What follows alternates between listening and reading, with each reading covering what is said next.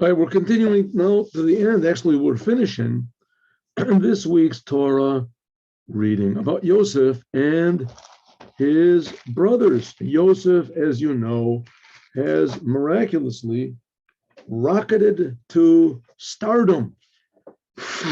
Besides getting his name in the Torah, because that's pretty good, but also he's the ruler of all Egypt.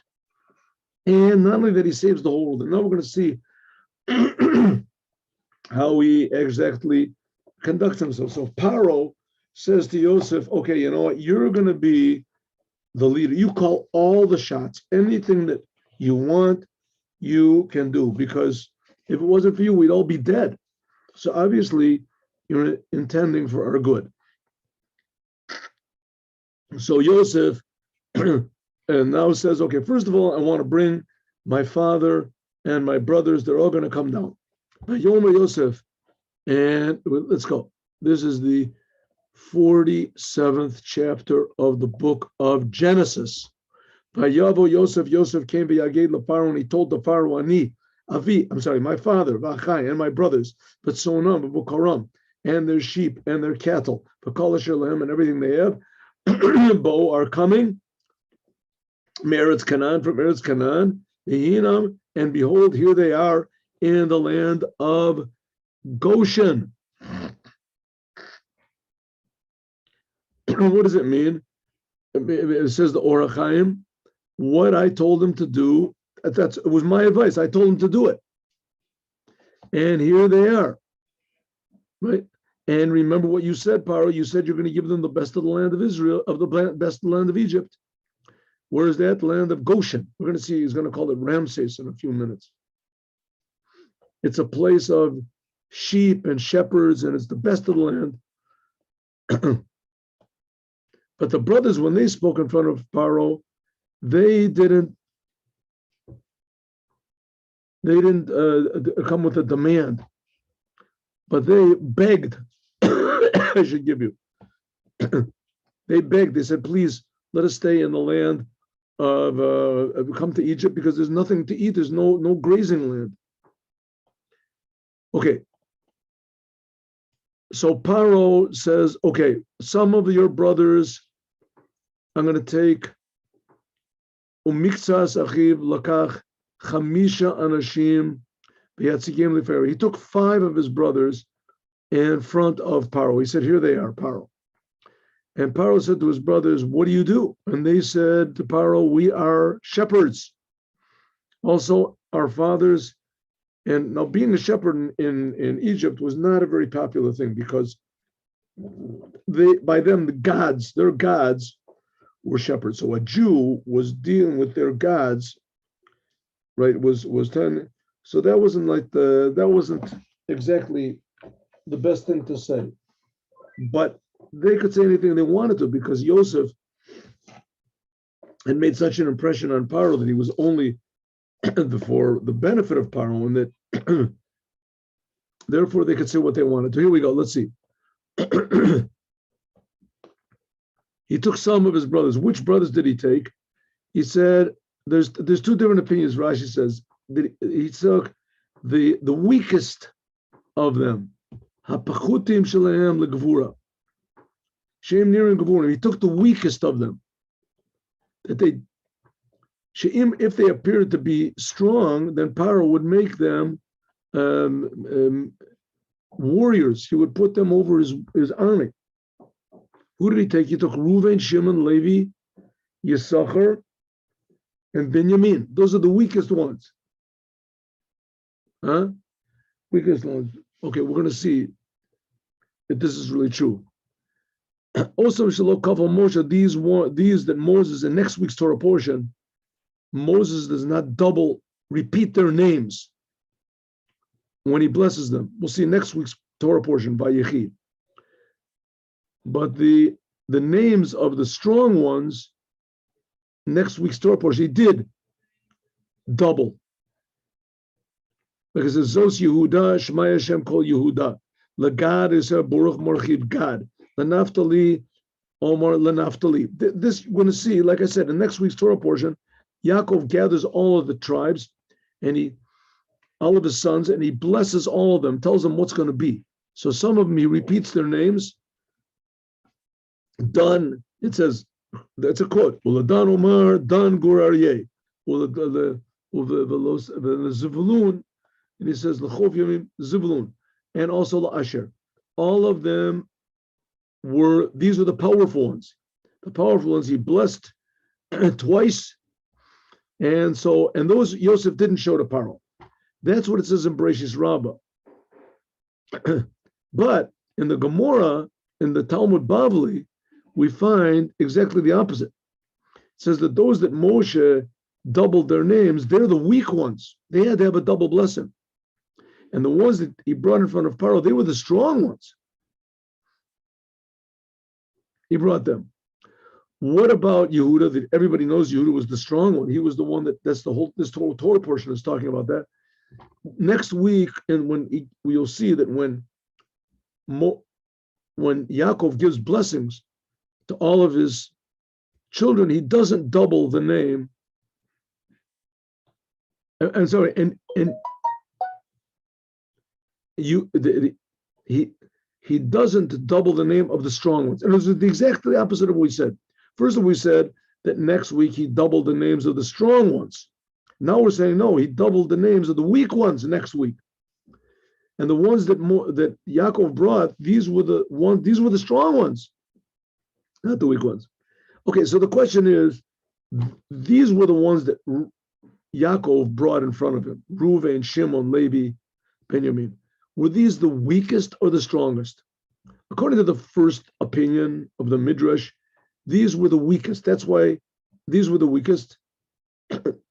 These were all the weakest ones, right? And the strong ones,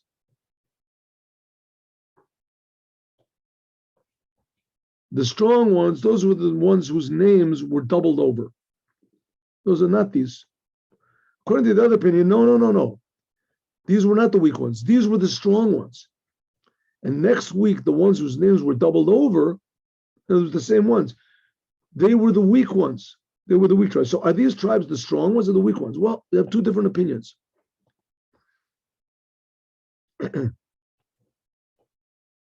But why does Rashi bring this up? Why does he bring this up? He says that, first of all, there's several reasons why. Which ones he brought. If he would have, he brings a very good reason. If he would bring the strong ones, his power would put them over his warriors, his people. He would put them in the army. So are these the strong ones or the weak ones? So he said these are the weak ones. But if we see that previously these weren't Shimon and Levi, it says they were the ones who destroyed a whole city. So they weren't. Okay, it has to be investigated. That's what Rashi says. Let's look into this a little bit more, and we'll see. Could be that he brought the strong ones to impress Pharaoh, and that he knew that Pharaoh would not put them over his troops. Okay, further.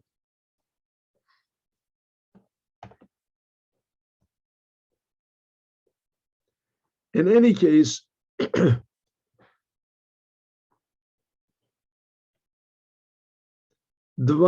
says that he brought Anashim, 5 people, is the gematria Chalashim, weak ones. Anashim, this is the gematria Chalashim Shebaem Chaser Echad, the weak ones of them missing 1. Because there were 12 brothers, and he only taught 5 in front of them, and Josef was one of them also. So there were 11 other brothers. So if he brought 5 in front of them, so there was 1 more that's missing. So how does that work out?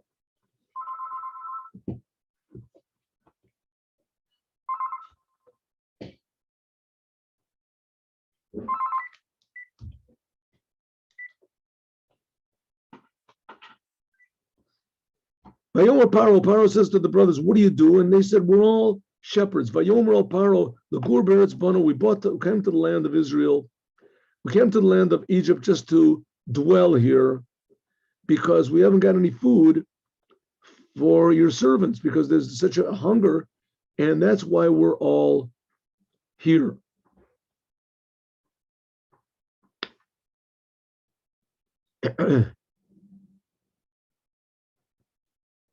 Says Pharaoh to Joseph, your father and your brothers have come to you. Correct? Obviously, it's correct. They came to him. The land of Egypt is before you. The best of the land, you should put your father and your brothers. Go to the land of Goshen.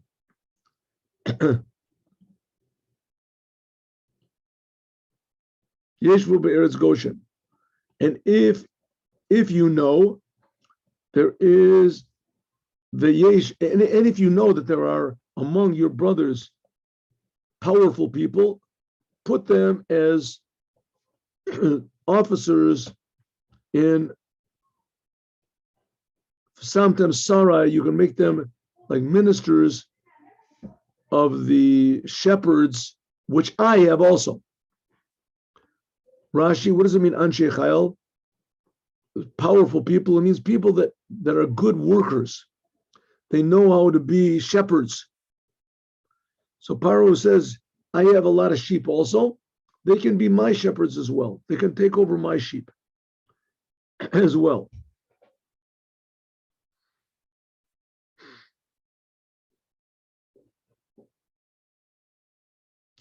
He said, you can choose the best of the land that you want. It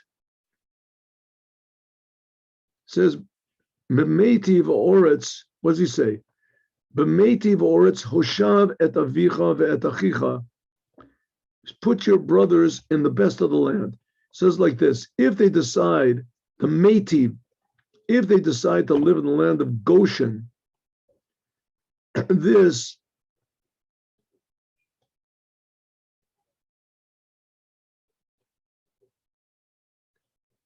won't necessarily be their last. They can live there for a while.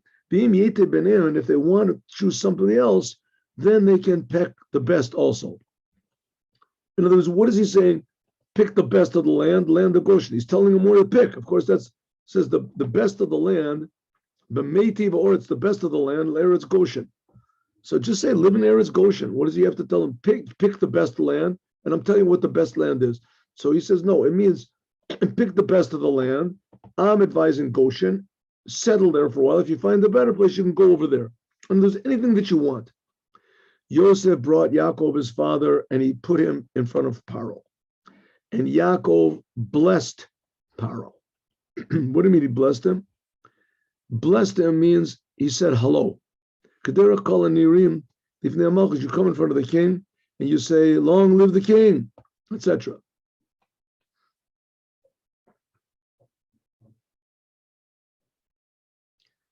Why does he say he stood him up in front of Pharaoh? Of course he stood him up. He put him in front of Pharaoh.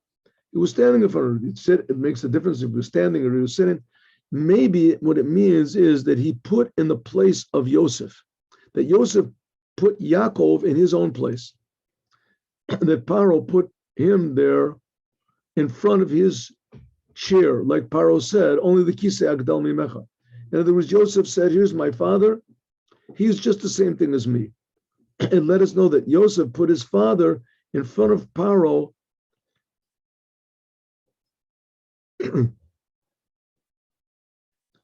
the place of the highest of the ministers of Pharaoh. In other words, he's like me. Don't think he's any less than I am, and don't think he's any less than any of your other ministers like me. Also, he wants to say that he put in front of Pharaoh. What does it mean? Because he was blessing him. He was giving him a blessing. Also, the reason he's here is because it's Pharaoh. Because Pharaoh was the lowest type of humanity there could possibly be, therefore he had to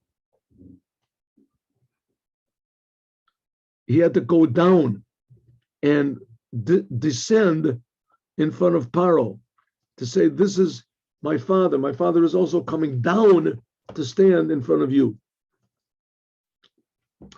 That's what OrHaChaim says.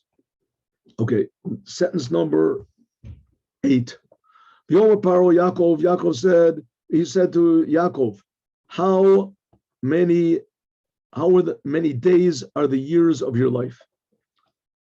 How old are you?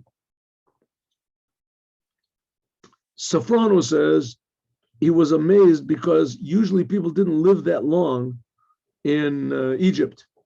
they could reach to the age of Yaakov, and also to have old age and zikna, etc. Like, I don't know if this is any indication of anything, but I was in Mexico.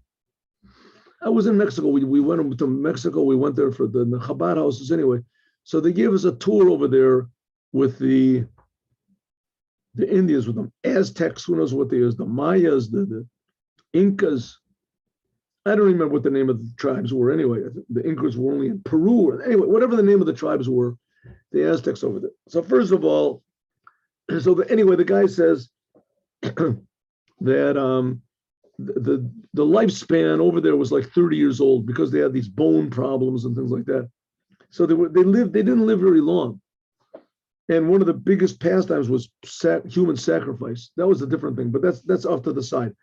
Nevertheless, they didn't live long. People did not live long. That's all. The people didn't live long. Even just, I remember, when I was a child, 70 years old was old. And here we're talking about, this is already 3,000 years ago, right? 3,000, 500 years ago. So people didn't live that long. So it was a very amazing thing that Pharaoh saw, that here's an old man. There's an old, Yaakov is 130 years old.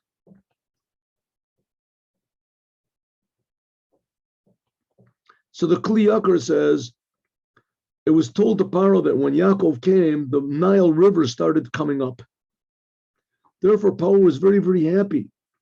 And he thought that all the time that Yaakov would be alive, that the Nile River would keep coming up, and that would end the famine. Because in Egypt, there was no rain. It all depended on the Nile, and the Nile sort of dried up.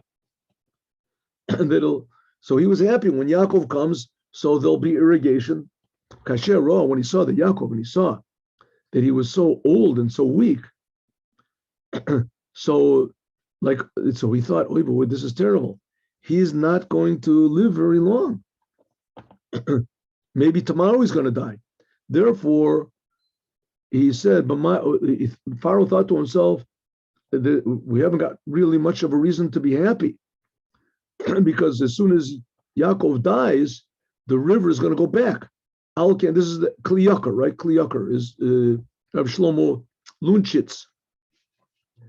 He said, therefore, he asked Yaakov, how old is he? And Yaakov said, we're going to see in a second, the days that I've been in this world are very few, and they're very bad. What does it mean?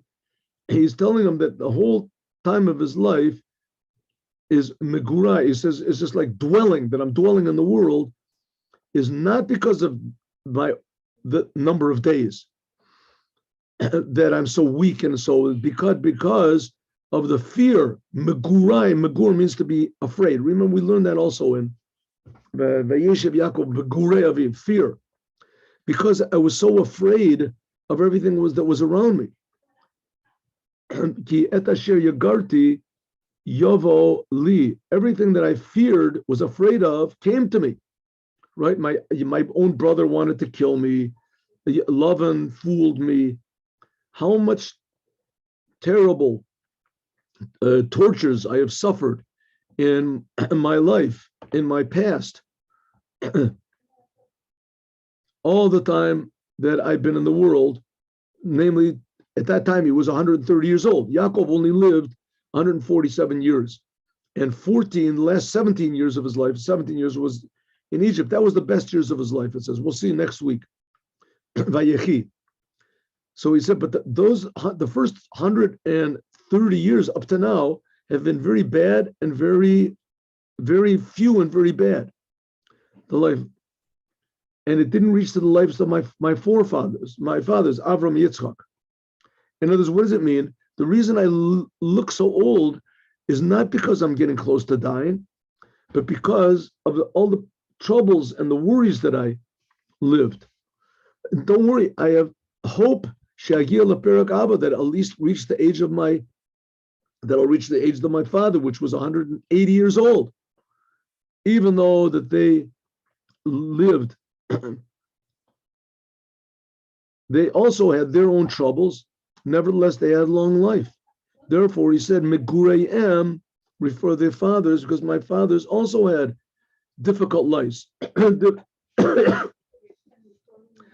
Abraham had his difficulty. He was throwing the 10 tests, terrible tests that he was given, right?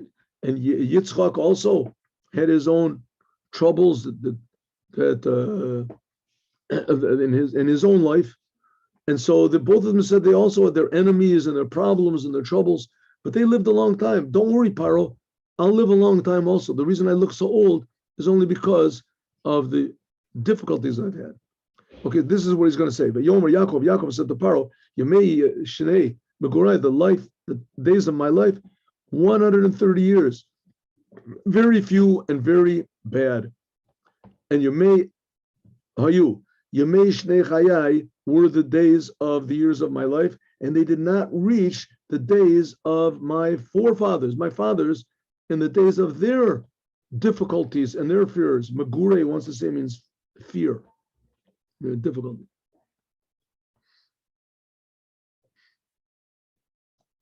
Okay, Yaakov blessed Pharaoh, and he left Pharaoh. He just blessed him before. Now he's going to bless him again. Sorry, like a person when he leaves a big high minister, a king, so he blesses him again. He blessed him, and he said, I would like now to leave. What did he bless? What blessing did he give him? Yaakov, he blessed him that Pharaoh, that any time that he went to the Nile River, the river would rise to him. The land of Egypt is not irrigated by rain. Ela Nilos Ola, but the Nile River rises up and it waters the whole land, irrigates the land. And there's also the tributaries that are drawn out, artificial. And so Yaakov blessed him from now on that whenever Pharaoh, when you come to the Nile River, that it'll go up to you. So this also did two things. It brought rain to the world. It brought, water to Egypt, so that the famine stopped. And number two, it also reasserted Pharaoh's ridiculous claim that he was God. Pharaoh, he used to go into he used to tell everyone that he was God. And as God, he didn't go to the bathroom. God doesn't go to the bathroom. So he would go to the Nile River, and he would say that he is unifying spiritually with the Lord of the river. The Lord of the river is talking to him, whatever it is, and he would really go to the bathroom in the river. That's what he was actually doing over there. The only one that knows about it was God. I mean, he writes about it in the Torah. And so that's what he was doing. Actually, Rashi, in Midrash, it talks about it. In any case, this fortified Yah, so Pharaoh was double, triple happy. Josef and his brothers and his father and his brothers, they dwelled in the land of Egypt, the best part of the land, which was called the land of Ramses. And what happened to what he said before, that he wanted to be in the land of Goshen? So Rashi says, Me'eretz Goshen, that Ramses is like the best part of the land of Goshen. That's where they lived.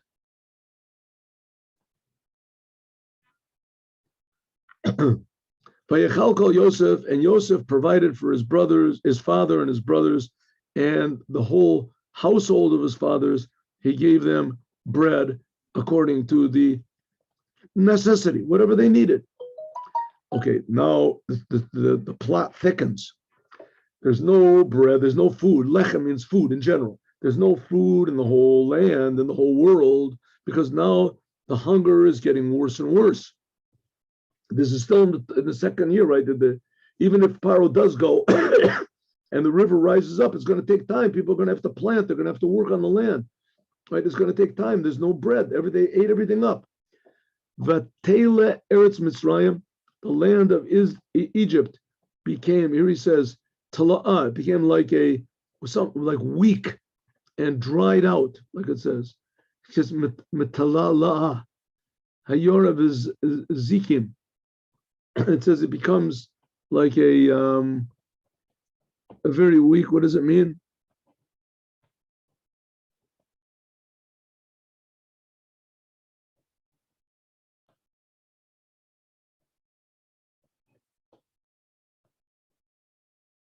That right.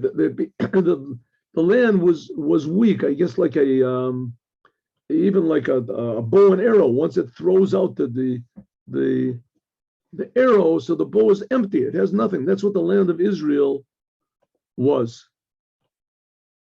That's what, I'm sorry. The land of Egypt was. Sorry. The land of Egypt. I mean, the land of Israel also was. The whole world was. It says, Batala, Eretz Mitzrayim, and Eretz Canaan. The land of Egypt and also Canaan, Israel was also empty, weak. There was nothing to eat. Joseph, meanwhile, he had all this, the silos were full of grain. So but Joseph gathered all of the money that was found in Egypt and in the land of Canaan. He's applying also for the rest of the world also, for the food that people bought. And Joseph took all the kesef to the house of Pharaoh. Says Rashi, notnim lo kesef. He gave Pharaoh all of the money. Why did he give all the money? He says, Shalom hora la'atzmo, that Joseph did not permit himself, despite all of his work, to take a wage. Joseph said, I'm giving everything to Pharaoh. Pharaoh, you can have everything. Meanwhile, the money ended from Egypt and from the land of Canaan and from everywhere else. And everyone came to Joseph and they said, please give us bread if we're going to die. We haven't got any money. There's nothing left. What are we gonna do? Joseph said, you know what? Give me you have flocks, you have sheep, you have this. Give me those things. You won't be able to feed them anyway. So give me all your flocks and everything. I'll take care of them. Now they belong to me and I'll give you food. So they brought all of their flocks to Joseph and he gave them food for the horses and the flocks of sheep and the flocks of cows, mikne bakar, ubachamrim, there was donkeys over there. Vayanahaleim belechem, and he conducted them with food for everything in that whole entire year. Vanahaleim, he says, binos deshe nahaleni. He also he says, nahala liiti. He gave them, fed them properly, little by little, etc. Okay, that year finished. Now we're still in the first year, right? Yaakov came up to Egypt. It was in the beginning of the second year. So that year finishes, and now everybody comes. That year, the first year finished, and now the second year starts. And everyone says, one second, give me a second, 1 minute. I'm sorry. This is going back to the first year. This is going back to the first year of famine before Yaakov came. This is going back to before where it says, Rashi says, here, about his father. Here, here, Rashi says. Here, Rashi says here, there's no food. Rashi says, I'm sorry, skip this Rashi. This is now going back. Yaakov and his sons, they came up in the second year of the famine. But there was why did they come up? Because there was no food, right? So Yaakov came up, it was already the end of the second year of the famine, the end of the second year. Okay, but now we're going to go back.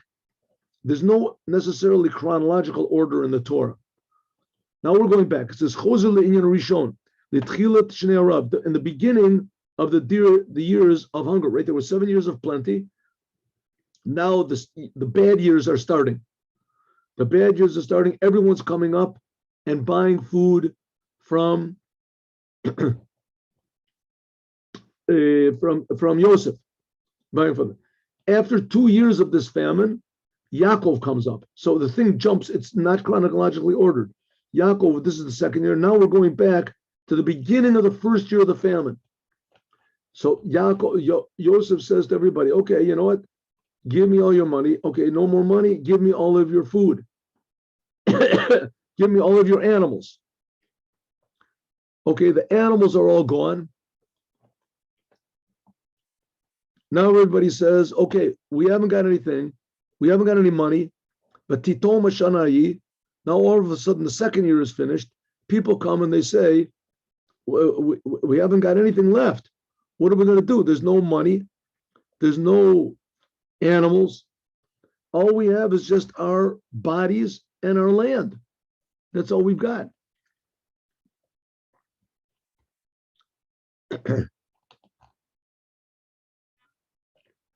So Joseph says,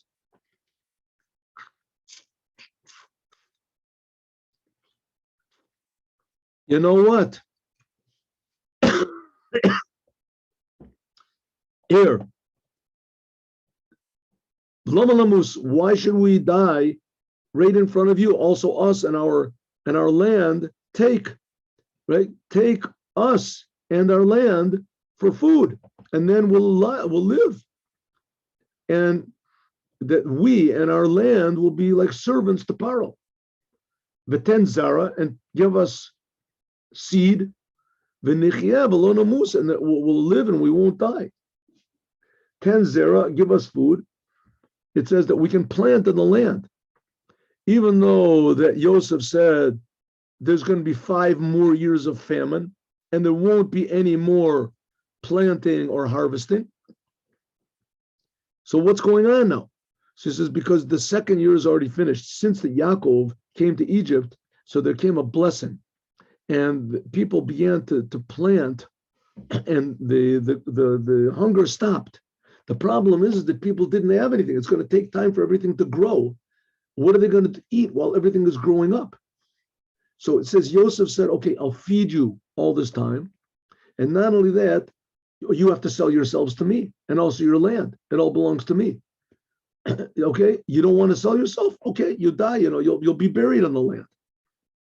So they said, okay, Joseph, whatever you say, we're your servants, the land belongs to us. Just give us something that we can live. So it says, okay, take bread. And here I'll tell you what, take seeds and you plant the seeds. There's going to be food for everybody. Either it's supposed to be food for the next 5 years anyway, but at least you'll be able to see that the blessing has come because Yaakov is here with his sons. Now you have to be servants to Pharaoh.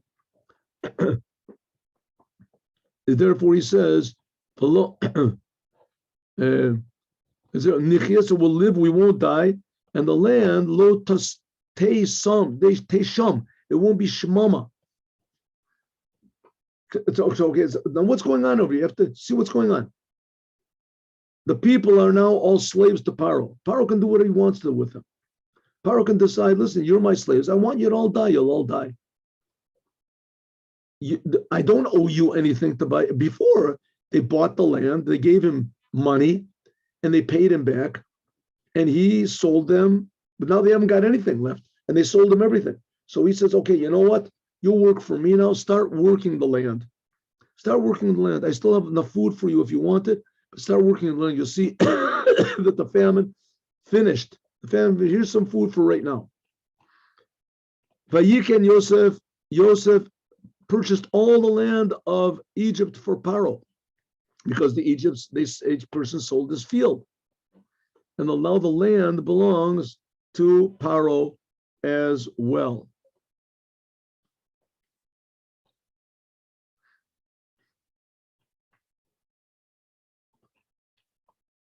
And the people, cleverly, Joseph moved all the people away from their land to the edge, the borders of Egypt, from one end to the other. And Rashi explains why did he do this?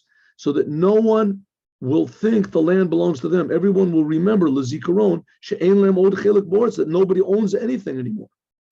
Therefore, he put them in this one city, from one city to the other, so that this is to tell you the great praises of Joseph, that he intended to remove the embarrassment of his brothers. Because why everyone, his brothers had left their land to come here. So the Egyptians, that they were now, pretty broken by everything that's happened. And also they were pretty amazed that these Jews saved the whole country. So you figure somebody would say, hey, you guys, you came from a strange land. You're a bunch of how do you say, immigrants. But now nobody can say that. No one can call them golim, that you're a bunch of immigrants or you're in exile, because everybody's in exile. No one is living in the original town that they had. So that's why Josef did it, to make everybody feel that they are transient. Everyone is transient. The only thing is the land of the Kohanim, he did not, the priests, because the priests for Pharaoh, Pharaoh had to give them their portion. So they didn't, Joseph said to the priest, behold, I have bought you all today and your land, and it all belongs to Pharaoh. Take seed, plant, and work on the ground. Like we said before, take seed and plant on the ground. There are some opinions that say that this was a mistake of Joseph. That Joseph should not have done it, because by giving them the seed, it still gave them a little bit of a feeling of ownership, that they were still something. It says that Joseph made everyone circumcise themselves, but giving them seed made them feel a little bit like they were still the bosses. So they planted. They had to give 1/5 to Pharaoh, and 4/5 will belong to them for yourselves, and you can put it in your houses, the new houses that you're going to build wherever you are,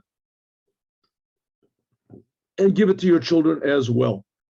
And everyone said, you have enlivened us. We're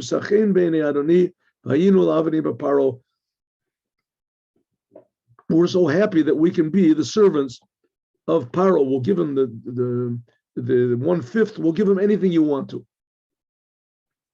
So Joseph made it a law to this very day on the land of Pharaoh that 1/5 goes to him.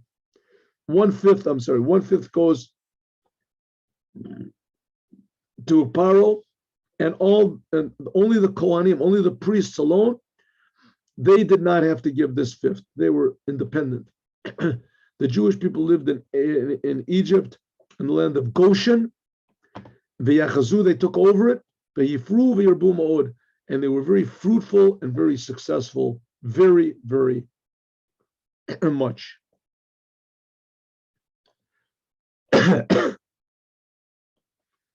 Rashi says, where is this land of Goshen? It's part of Egypt. That's what it says. Where's the land of Goshen? In the land of Egypt. And they took it over, and they were very, very successful in the land of Egypt, showing us that even in exile, the Jewish people could succeed because of the fortitude of the Jews, the great blessing that God gave them. And also, this was all planned. You have to remember, this is only going to be temporary. As soon as Pharaoh, according to one opinion, dies or he changes his mind, then all of the Jewish people become slaves for the next 210 years. Have a good day with Mashiach now. We'll see you all at 8:15 tomorrow morning.